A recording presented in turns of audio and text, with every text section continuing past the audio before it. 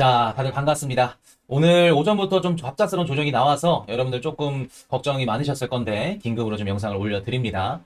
지금 13일 이스라엘이 이란의 핵시설을 공격을 했습니다. 지금 뭐 이란 입장에서는 드론으로 보복을 하겠다 이런 얘기들을 하고 있고 뭐 이렇게 기사를 살펴보면은 전투기 수십 대가 이란 중부 나탄즈 핵시설 등 주요 군사 목표물을 타격했다고 해요. 그래서 트럼프 대통령이 이런 얘기를 하네요. 공습을 사전에 알았다. 필요하다면 이스라엘을 방어하겠다. 근데 이 기사가 나온 언론 매체가 어디냐면은 폭스뉴스입니다. 폭스뉴스 같은 경우에는 친트럼프 성향을 보이는 매체죠. 작년에 그 해리스와 트럼프의 대선 TV로 이제 사전 토론을 했을 때도 트럼프 대통령이 해리스 쪽에 조금 친성향을 보이는 매체에서 하자고 하니까 아니다, 난 폭스뉴스에서 하겠다라고 할 정도로 트럼프의 어떻게 보면 좀 이런 트럼프 정부나 아니면 그 공화당 대선 캠프의 이런 얘기들, 아젠다를 조금 실어줄 수 있는 기사가 폭스뉴스인데, 자 봅시다. 여기서 뭐라 그러냐면 이미 알았다 그러죠. 이미 이스라엘이 이란을 칠 거를 알았다고 합니다. 이게 무슨 뜻일까요?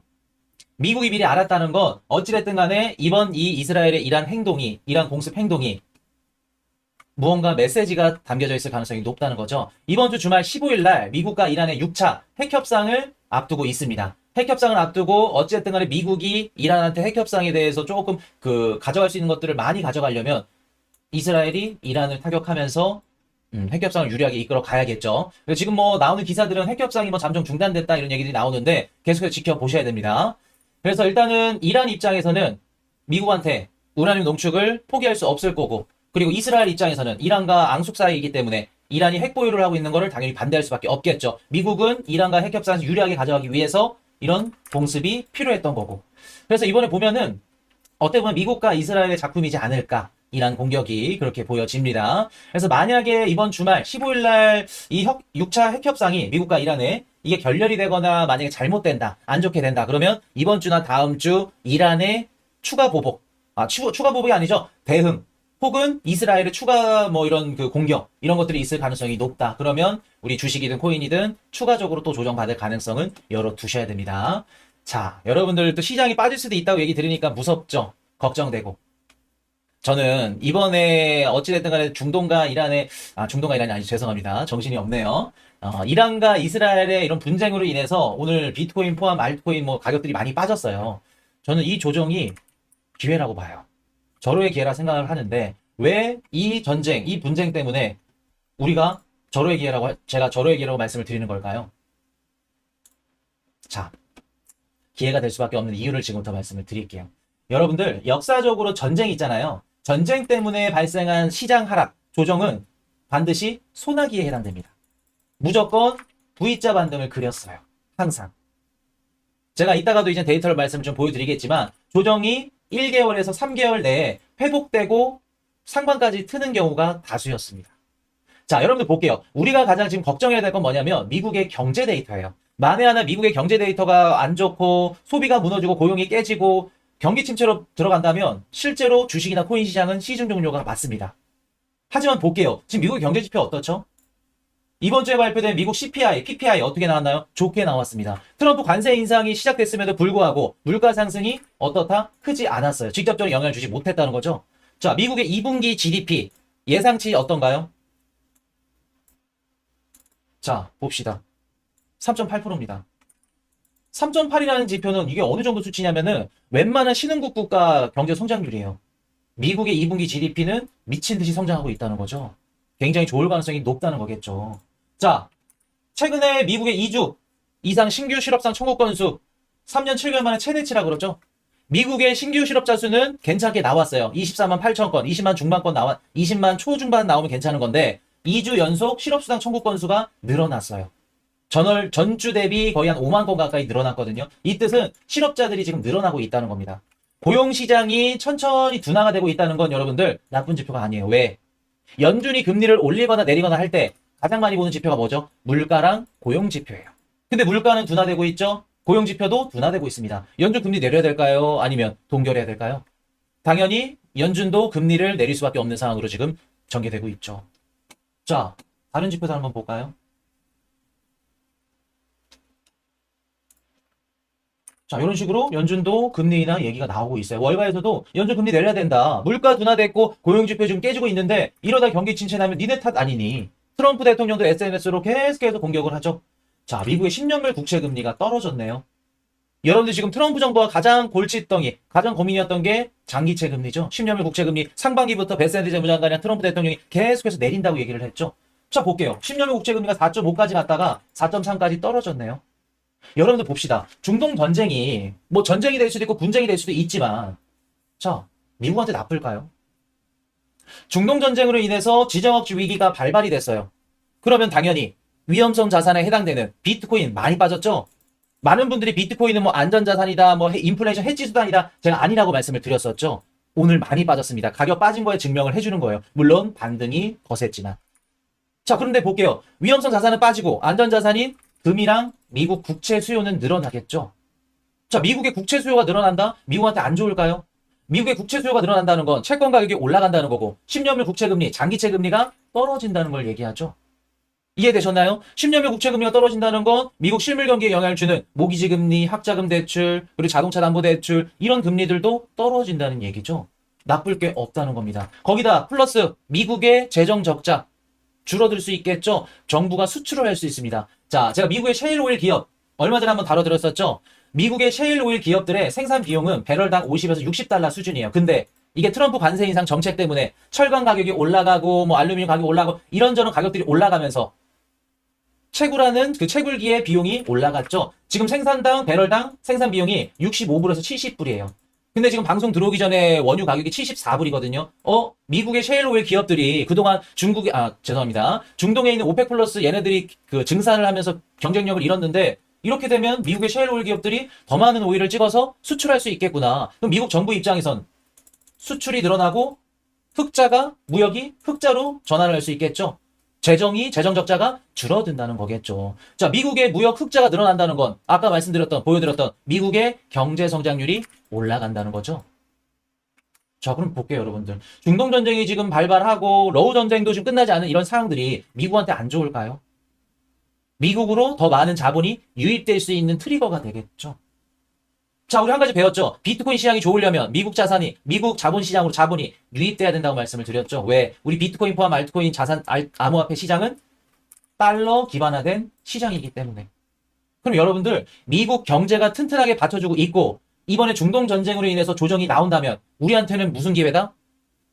저점에서 담을 수 있는 매수 찬스가 될 수 있는 기회겠죠. 그리고 이 조정은 장기간 지속될 가능성이 높다 혹은 소나기일 가능성이 높다? 소나기일 가능성이 높죠. 자, 여러분들 볼게요. 실제로 제가 저희 이제 코인 이슈 멤버십 방송에서 작년에 2분기 아마 24년도 4월 달에 이란이랑 이스라엘 전쟁이 터졌었거든요. 그때도 지금이랑 똑같았어요. 그때 상황을 한번 말씀을 드리면 1년 전에 상반기에 비트코인 가격이 1억 800까지 최고점을 찍고 그때 제가 1월달, 2월달에 멤버십으로 매도하셔야 됩니다. 최고점입니다. 엑시트 시그널 드렸죠. 그냥 최고점 엑시트를 하고 2분기 때부터 가격이 빠질 거라고 제가 언급을 드렸어요.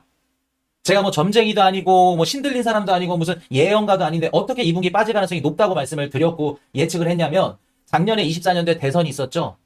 트럼프와 해리스의 대선이 있었습니다. 그러면 공화당 입장에서는 미국 증시나 미국 경제에 영향을 줄 수 있을 만한 이런 트리거가 될 만한 이런 일들을 최소한 2분기에 터뜨려야 돼요. 그래야 2분기, 3분기 미국 주식이나 경제에 영향을 끼치면서 야, 더 이상 해리스나 바이든 못 뽑겠다.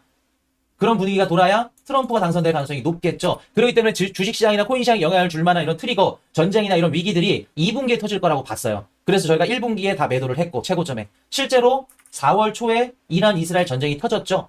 그리고 네타냐후 총리와 트럼프의 사이도 가까웠던 걸 우리가 알고 있었고요. 그래서 우리가 2분기 때 제가 뭐라고 말씀드렸냐면 이번 조정 한 30% 정도 예상합니다. 깊지는 않을 겁니다. 그래서 매수 시그널을 드렸어요.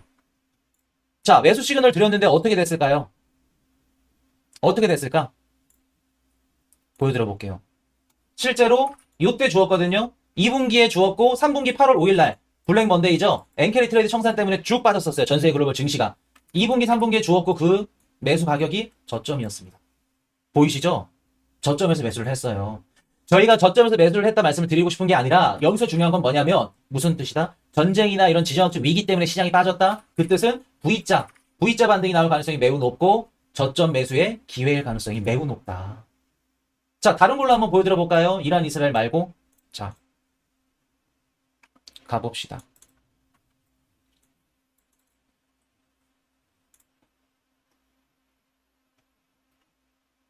자, 전쟁 이후 주식시장 반등 사례. 자, 2차 세계대전 41년도부터 42년도까지죠. 이렇게 보시면은, 자, 태평양 전선이 그래서 2차 세계대전 쭉 터졌고, 5월달, 이때도 금방 들어갔네요. 군사작전 전환 직전에 최저점 반등하고 나서 급격한 반등이 나왔다고 합니다. 전쟁의 불확실성이 최고조 달했을 때가 오히려 저점 기회였다는 점을 시사합니다. 42년도 2차 세계대전. 자, 진주만 공격 때 12월 8일 날 일본이 공격한 뒤에 다우지수가 마이너스 3.5% 급락했어요. 그 이후에 빠르게 안정화되고 회복했죠. 전시 국면에서도 시장에 회복을 했습니다. 걸프전 볼까요? 90년도, 91년도 마이너스 4.6%나 빠졌어요. 16일, 27일 이틀 동안 빠졌고 이후에 전쟁 종료된 뒤에 V자 반등을 했죠. 자, 반등 사례 두 번째 볼까요? 자, 우크라이나 전면 침공입니다. 22년도 2월. 이때도 S&P 500이 마이너스 7% 가까이 하락했죠. 한 달 뒤에. 이때도 제가 방송에서 뭐라고 말씀드렸죠? 매수해야 된다. V자 반등이다. 회복했죠. 유가 시장에서도 안정화됐고. 러시아 그루지아 전쟁 2008년도 러시아 루블화 주식 다 폭락했어요. 그 다음에 러시아 증시가 어떻게 됐다? 하락폭이 다시 회복하면서 V자 반등을 길었다. 자, 그럼 우리가 여기서 알 수 있죠? 전쟁 때문에 주식이나 코인 시장이 떨어지면 반드시 V자 반등이 나오고 빠른 회복을 한다. 자, 22년도, 23, 24년도도 한번 볼까요? 자, 한번 봅시다. 22, 24년도도 한번 봅시다. 요때는 저희 코인시 방송 할 때였죠. 자, 러우 전쟁 발발했네요. 떨어지고 V자 반등했네요. 24년도 4월 13일 이란 이스라엘 분쟁 발발하고 V자 반등했네요. 보이시죠? 회복 기간도 굉장히 짧아요. 짧다고. 길지 않아요, 여러분들. 자, 요 지표는 S&P 500이랑 미국 증시랑 비트코인 가격입니다. 22년도 러우 전쟁 터지고 났을 때 시장이 어떻게 됐나 볼게요. 쭉 빠집니다. 어우, 많이 빠지네요. 그러나 V자 반등을 하죠. V자 반등을 합니다. 보이세요? 여러분들이 전쟁이 터졌을 이 시점에만 담더라도 아무리 못해도 여러분이 단타를 치든 중타를 치든 중장기 장기 투자를 하던 요 정도 수익은 가져갈 수 있다는 거예요. 보이시죠? 요 정도 수익은 무조건 가져가는 겁니다. 그리고 요 저점이 매수 기회고 최저점일 가능성이 높다는 거겠죠. 이해되셨나요, 여러분들? 자, 그럼 우리가 좀 세부적으로 한번 볼까요? 세부적으로. 자, 전쟁 발발 직후 30일, 0일에서 30일은 빠집니다. 이거는 진짜 전쟁이 발발했을 때 기준이에요. 러우 전쟁처럼. 한 달 정도 됐을 때는 미국 증시가 빠져요. 비트코인도 빠집니다. 그리고 비트코인은 더 크게 빠진다고 말씀드렸죠. 위험성 자산입니다. 비트코인. 아직까지는 디지털 금 이런 거 아니에요. 안전자산 아니라는 거. 자, 빠지네요. 코인 시장이 전통 시장보다 훨씬 빠르고 깊은 반응을 보여요. 비트코인 10% 빠지면 미국 증시 한 2, 3% 정도 이 정도 빠집니다. 자, 전쟁 중기 한 달에서 60일 정도 회복을 시도하려고 그래요. 한 달만 지나더라도 회복하려고 합니다. 조정이 반복되죠? 왜? 중간중간에 또 펀드멘탈 또 흔들리는 이런 기사들 나오면 또 흔들려요.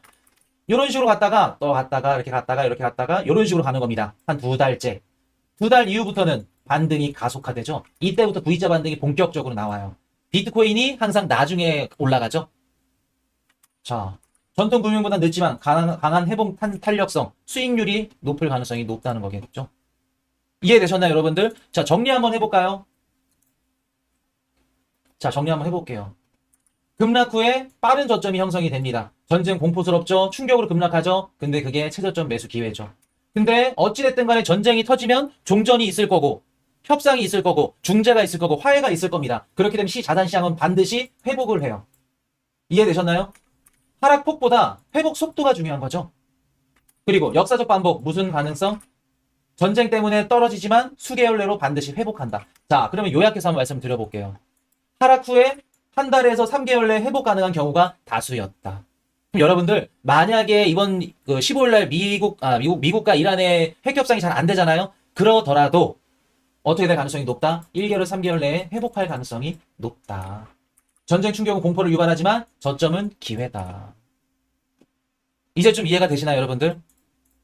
최근에 들어오신 코리니 분들은 흔들릴 수 있어요. 무서울 수 있습니다. 그러나 제가 지금껏 22년도 러우 전쟁 터졌을 때도 그렇고 작년 이란 이스라엘 전쟁 터졌을 때도 그렇고 항상 전쟁이나 지정학적 위기 때문에 자산시장 가격이 하락하고 코인이 빠졌다. 그때는 언제였다? 뭐였다?